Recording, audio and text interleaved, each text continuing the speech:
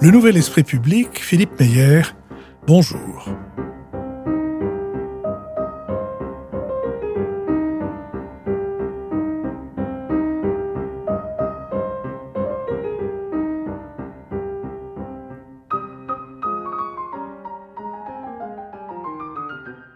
Bonjour, merci de nous avoir rejoints pour ce Bada de la série Si c'est pour la culture, on a déjà donné. Bada qui me donne l'occasion et le plaisir de recevoir Thomas Patey. Thomas Patey, bonjour. Bonjour Philippe Meyer. Comment vous définissez-vous ? Je ne parle pas uniquement de votre statut social, mais enfin, commençons par votre statut social. Je suis étudiant. Personne n'est parfait. Voilà. Et ensuite, pour me définir, je dirais je suis chanceux. D'accord, mais vous êtes étudiant en quoi ? Je suis étudiant à l'école du Louvre. Je suis en 2e cycle, donc en muséologie, spécialisé en anthropologie.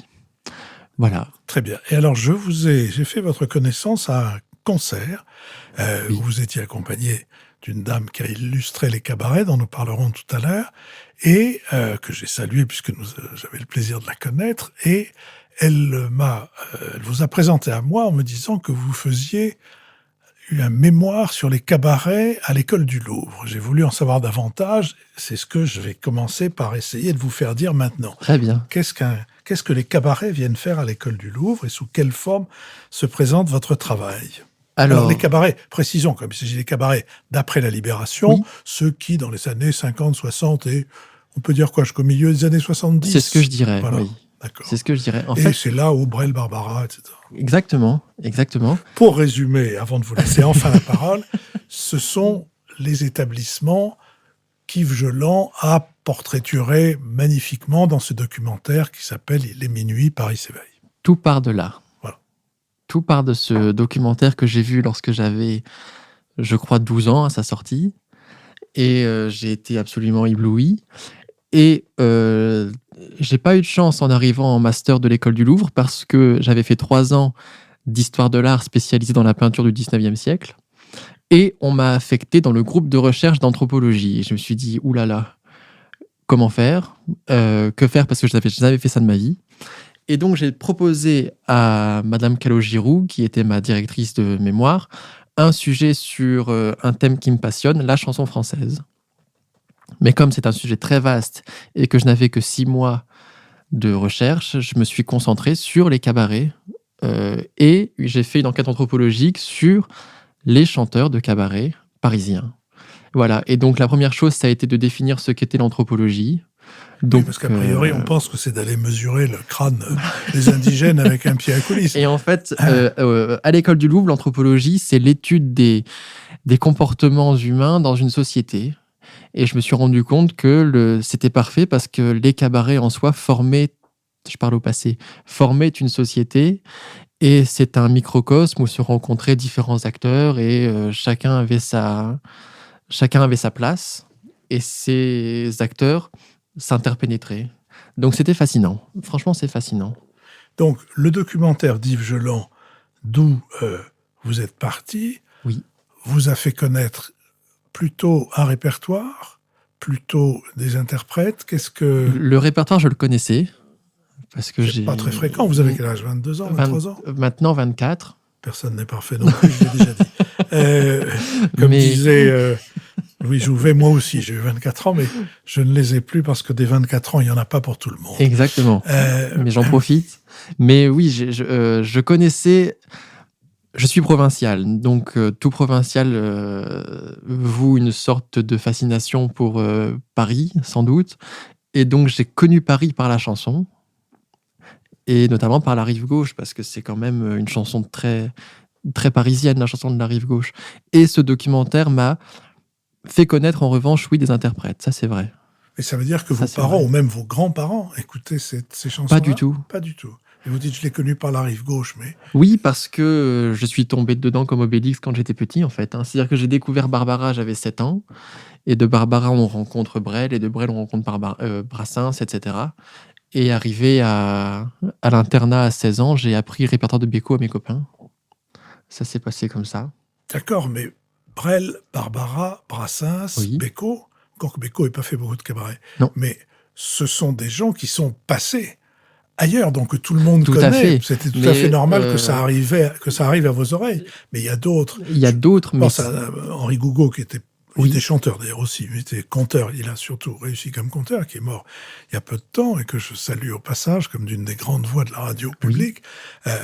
Henri Gougaud n'a pas passé il l'a passé en devenant un homme de radio, mais il n'est pas allé à l'Olympia. Tout à fait, et c'est ça que je voulais étudier, c'était ce système justement qui devait permettre aux artistes de devenir des artistes de music hall, le cabaret, ça servait à ça.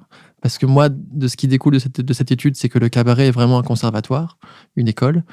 Et justement, j'ai découvert beaucoup d'artistes par les livres, par ce documentaire, et en arrivant à Paris, en fait. En arrivant à Paris il y a 4 ans. Alors, vous dites le cabaret, c'est un conservatoire.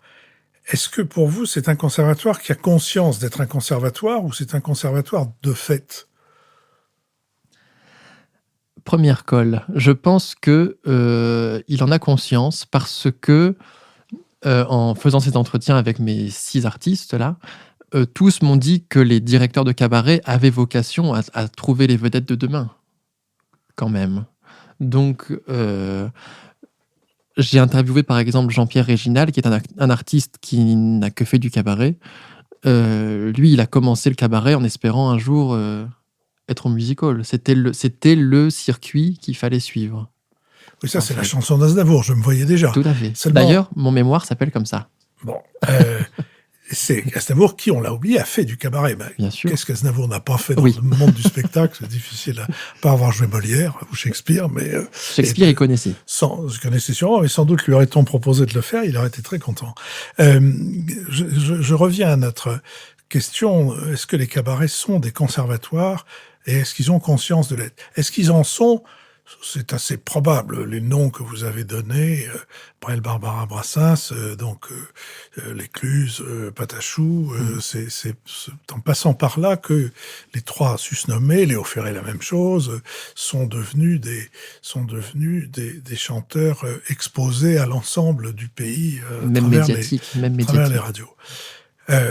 Mais est-ce que il n'y a pas un élément décisif dans le fonctionnement de ces cabarets comme des conservatoires à travers la présence d'un directeur de cabaret manager et en cheville avec ce qui avait tant d'importance à l'époque des cabarets, c'est-à-dire l'industrie du disque.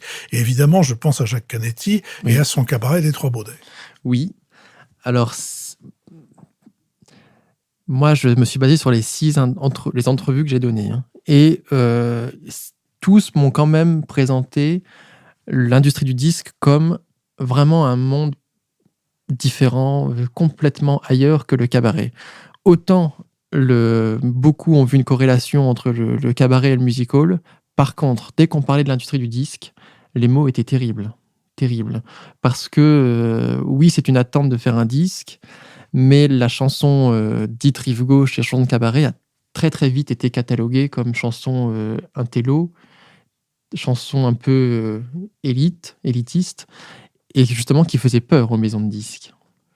Qui faisait peur à certaines maisons de disques, parce qu'il y en a d'autres qui se sont spécialisées dans cette chanson-là, ou presque, en tout cas, qui ont ouvert, à commencer par Le Chant du Monde, qui était la maison du Parti communiste, qui a fait travailler des chanteurs qui allaient au-delà des sympathisants. Et je reviens à mon entrevue avec Jean-Pierre Réginal, qui m'a dit que lui, il a fait son premier disque chez Philips, à l'époque où Philips était attiré par ce répertoire, mais que rapidement, ça n'a pas duré très très longtemps en fait. Et on sent une certaine frustration chez les 6 artistes interrogés.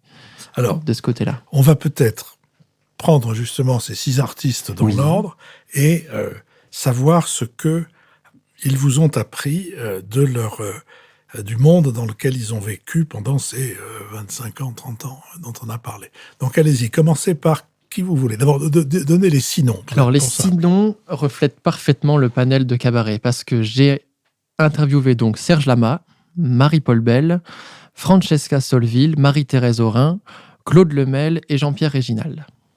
Des carrières tout à fait assez différentes. Oui, mais qui reflètent vraiment le cabaret, je trouve. Commençons par Serge Lama. Serge Lama, c'est très intéressant parce que c'est le seul qui est fils d'artiste.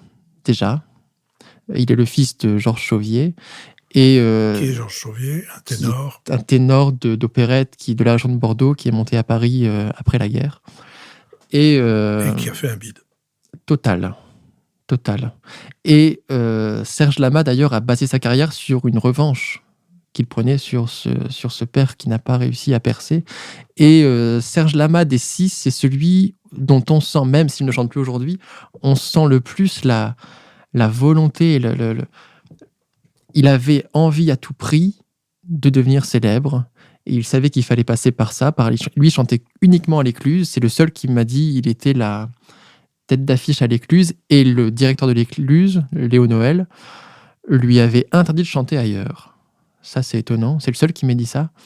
Et voilà, Serge Lama, il y a une chose à retenir des 6, c'est vraiment la volonté même. Le cabaret, pour lui, c'est le socle pour devenir une vedette médiatisée, connue.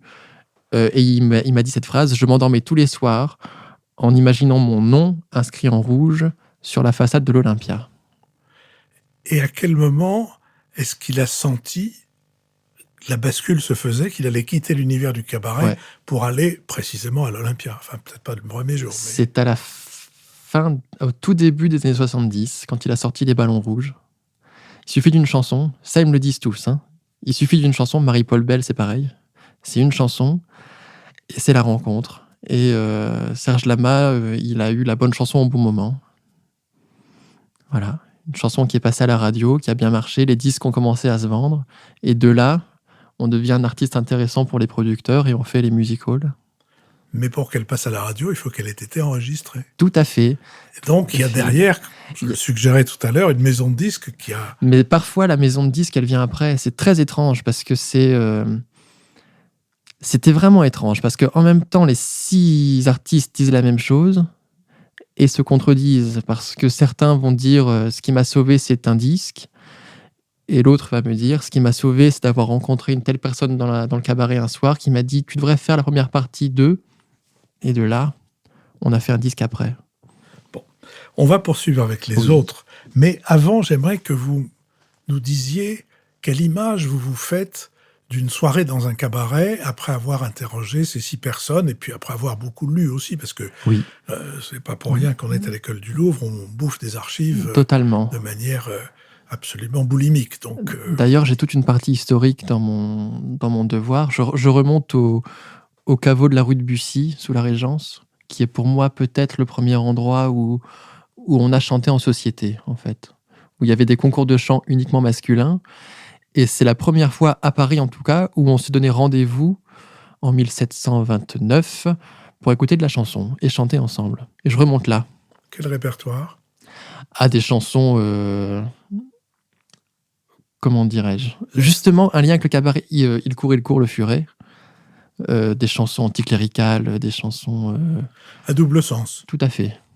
Des chansons à double sens, mais pas des chansons... on n'y chante pas les chansons politiques, je veux dire celles dont on distribue les paroles sur le Pont Neuf. Non, parce que ça a commencé d'une façon totalement illégale, le caveau de la rue de Bussy. Donc c'est illégal parce qu'on chantait des choses qu'on n'avait pas le droit de chanter, justement. Est-ce que c'est pas illégal parce que pour qu'une salle de spectacle soit légale, il fallait qu'elle ait été préalablement autorisée? Aussi, et j'ai vu une archive incroyable où on n'avait pas le droit de chanter dans les caves, quelque chose comme ça. Et or, ça se passait dans la cave, déjà à l'époque. Oui, ça, en matière de réglementation, je pense que la plupart des juristes chargés des réglementations ont une imagination très supérieure à celle des romanciers les plus baroques. Sans doute.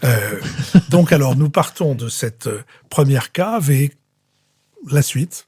La suite, c'est que chaque révolution apporte sa pierre.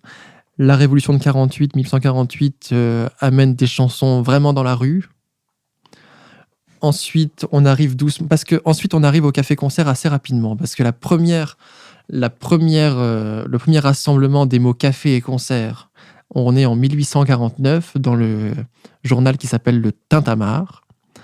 Et là, de 1848 jusqu'à la guerre 14, c'est une explosion du nombre de cafés-concerts à Paris. On arrive à 400 cafés-concerts en 14. Et ça, c'est l'ancêtre du cabaret, l'ancêtre direct. Alors, sur le café-concert, ça ressemble à quoi? Le café-concert, c'est un peu le grand café de Charles Trenet. C'est des endroits où on mange, où on consomme et où il y a des spectacles de chant et de variété. Pendant qu'on mange et qu'on consomme. Oui. Voilà. Oui. Ça existe d'ailleurs aujourd'hui, de nouveau. Tout à fait. Ce sont dans des salles plus petites que celles Tout qui à étaient fait. celles des cafés-concerts. Et ça, la guerre de 14 a un effet sur ces cafés-concerts.